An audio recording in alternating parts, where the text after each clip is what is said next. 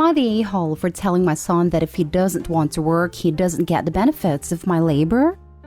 My son, 21 male, dropped out of college at the end of his last semester in December. His grades had been failing for almost a year and a half, so it was pretty much either drop out or get kicked out. My wife and I had paid for his first 2 years completely and given him extra spending money each month so that he could concentrate on school instead of having to work.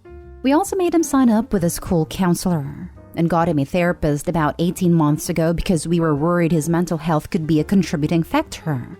We later found out that he had been skipping counseling and therapy sessions and skipping a lot of classes. We had a conversation about it with him, and he went on a rant about how he doesn't want to spend 40 to 50 years of his life toiling away at some job he doesn't like in order to make some boss more money. He said that work is just a social construct designed to keep the masses down, and that humans aren't designed to sit in a cubicle for 40 hours a week then die.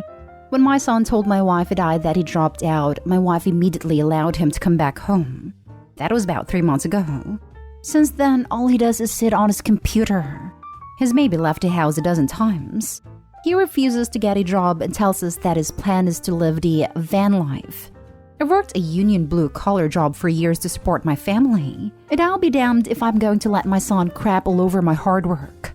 A couple weeks ago, I got home from work exhausted and he made a remark about me breaking my back for the man. I told him that my job gave him the opportunity to go to college, and he chose to squander it. It turned into a fight where I let out a lot of frustration on him. I told him he either gets a job or he no longer gets to take advantage of my hard work since he seems to think so little of it. I told him I would remove him from our family phone plan, cancel our internet, no longer let him eat our food, and give him a tent so that he can sleep in the backyard. He yelled at me that I'm being an a-hole, and that those are basic human necessities, and I can't deprive him of those. I told him that if he needs those things, then he can freaking work for them like the rest of us, or go find a van and get out. He hasn't spoken to me since, but my wife says I was too hard on him and that this transition has obviously been difficult for him. I told her I am tired of coddling him, and I will not allow him to blatantly disrespect me in my own house, while also taking advantage of all the things I have worked hard to give him. Now, my wife is upset with me too, because she thinks I'm being unreasonable to expect our son to at least do something with his life to contribute if he is going to stay with us.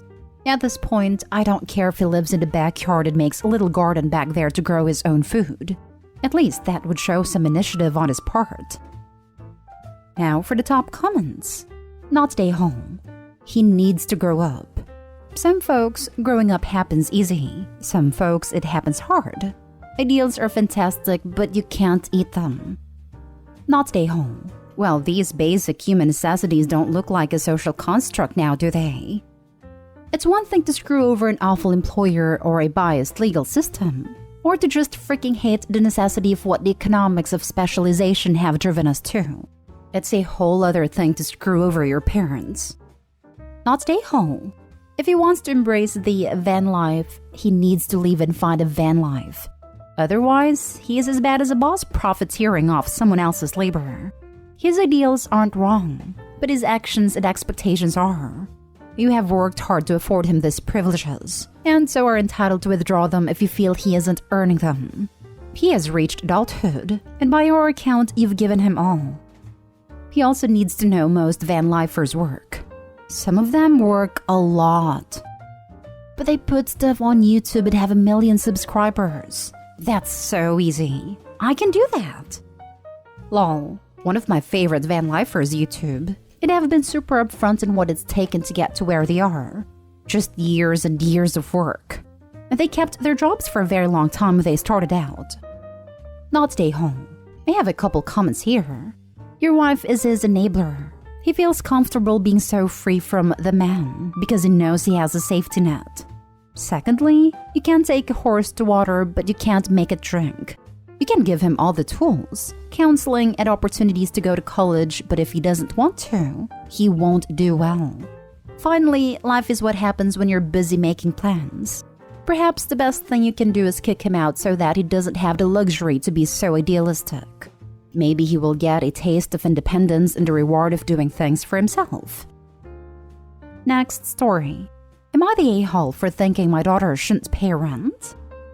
I have been a stay-at-home mom my whole marriage. My husband pays the bills. I keep house and raise my little ones. I also do things like money management and our taxes because I have an accounting degree. My oldest daughter calls me because she just recently moved in with her fiancé, and he told her she has to pay half of rent and utilities. He makes a lot more than her because she's working part-time, so she has time to plan her dream wedding. Both his parents work, and I know his mom makes more than his dad. My daughter is Sarah, 24, and I was thrown back when she realized she had to split all of the bills in the marriage and pay for things like her wedding dress. It's put a damper in our wedding planning. I tried talking to her fiancé, Luke, 32, saying his family situation was unique since his mom was making more. He rebuffed me, saying it's unrealistic to think he would work, and Sarah could just spend all of her free time wedding planning. He said she has a degree, and she should get a full-time job. Sarah and him both went to school for accounting, and that's how he met her, was at her internship. He works about 60 hours a week, and I explained that with wedding planning, asking her to work that much is way too much on a girl her age. His mother is feeding him the new wave feminism, and I don't think it's a good life balance for this young couple.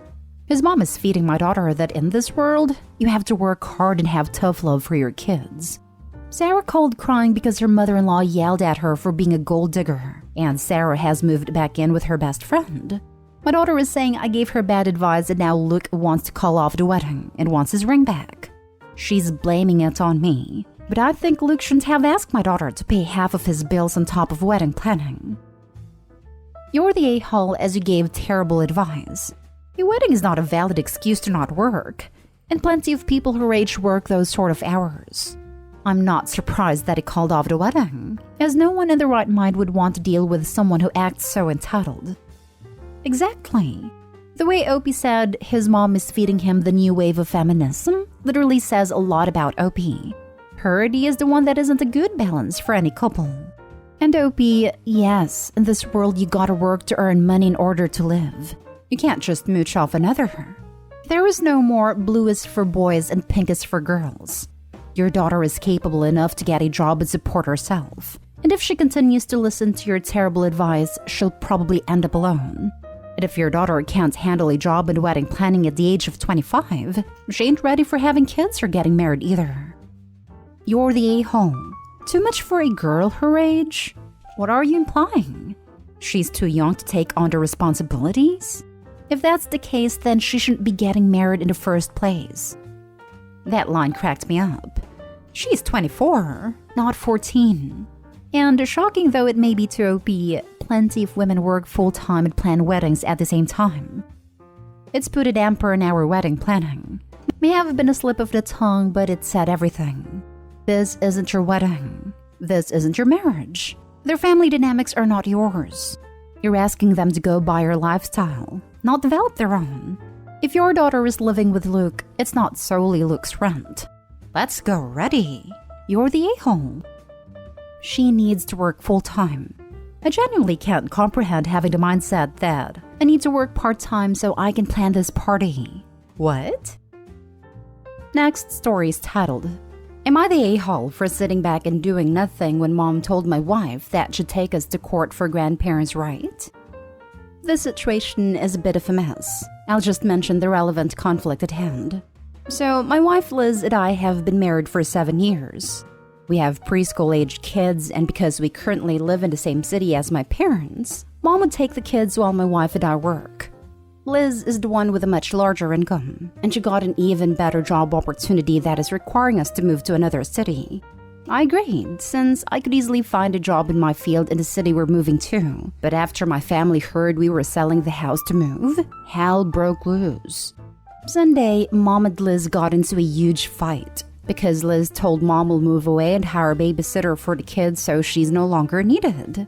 Mom said she doesn't want her grandkids moving away. Even said we should let the kids live at her house while we move. Liz laughed at her and Mom lost it, basically saying that Liz was an ungrateful witch and that her grandkids moving will only happen over her dead body. They began exchanging harsher words, and Liz snapped and told Mom to butt out of private matters that don't concern her, and said that she had no right to decide things regarding the kids. Mom firmly told her she was dead wrong and proceeded to tell her that she, as an involved grandmother, knows her rights and she will be taking Liz and me to court to ensure she still gets to see her grandkids.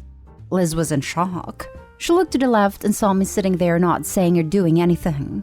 She told me to check my mom, but I told her she was being unfair to Mom and that Mom had to feel upset because she will no longer be able to see her grandchildren.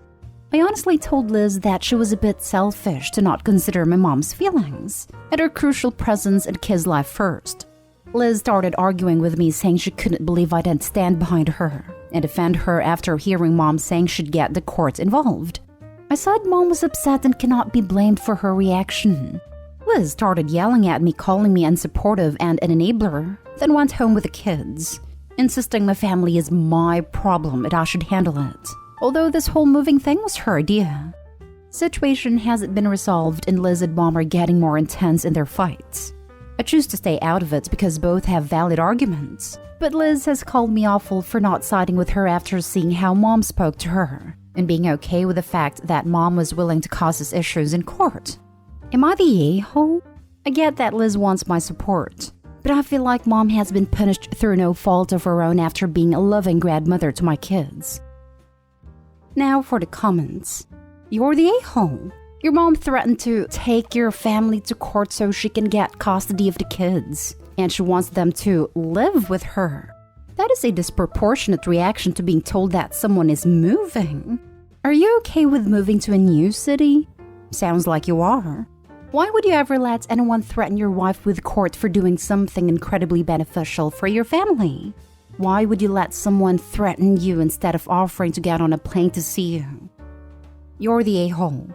Your mom is threatening your family, and she could very well actually gain custody of the kids depending on how much and how long she takes care of them for. OMG, you're the a-hole OP. Your wife and children should be your first priority always, not your mother's feelings over moving. Insisting my family is my problem but I should handle it, although this whole moving thing was her idea. It may have been her idea, but you agreed to it. If you had an issue with moving, you should have had that conversation with your wife. Agreeing with it to your wife's face and then letting your mom do the dirty work of fighting her about it is cowardly and passive-aggressive. The fact that you are continuing to sit there like a bump on a log while your relatives harass your wife is failing hardcore as a spouse. Get your mother out of your marriage or you won't have a marriage. You're the a-hole. You're the a-hole. You married and had kids with Liz, not your mother. Are you really okay with your mom threatening to take your children? No, I'm not. But I do get that she was upset and probably didn't mean what she said in the moment of rage.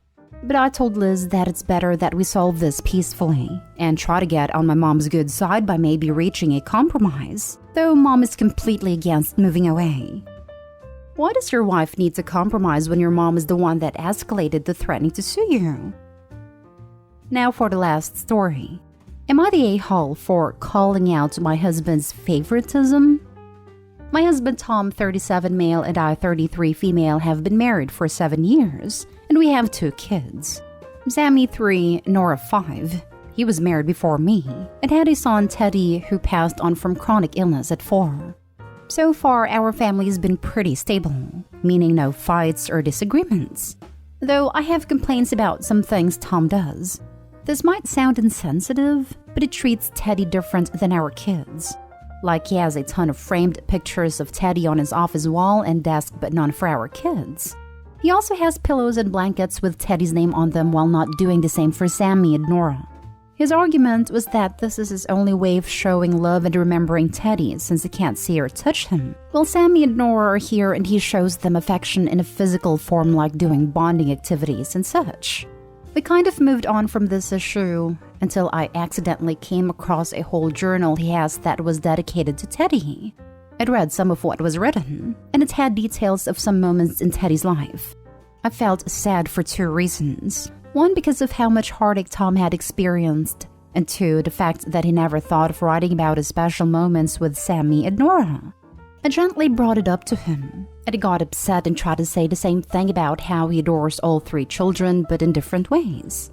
I said it still hurts because while Sammy and Nora are still young, what if they come across something like that when they're older? and realized that dad didn't love them as much as his eldest kid. I said this reek of favoritism. But he said we weren't even having this conversation, nor should I have called him out on his alleged favoritism after I disrespected his privacy and read his private thoughts. I argued that it is what it is, and he should start considering including the kids now and not wait till they're, God forbid, gone to show them love.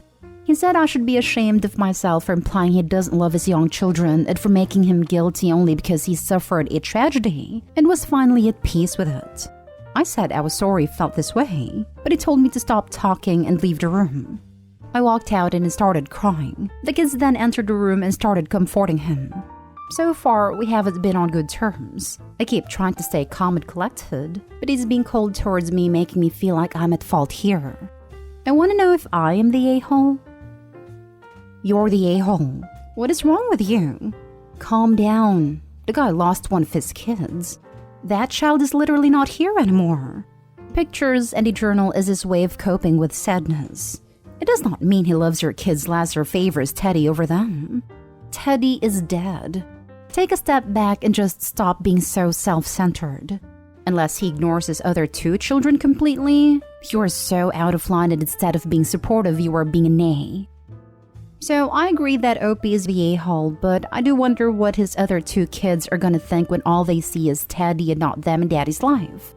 That doesn't excuse Opie in any way at all. I just want the poor guy to make sure that he's dealing with everything in a safe and healthy way. My heart breaks for him. You're the a-hole and huge. My God, how can you not understand and let the man grieve and process this grief in any way, shape, or form he needs to? Teddy's gone. You don't have to make some sort of fake competition for receiving love from your husband. Read a book about losing a child or something so that you can help the man instead of making his trauma worse.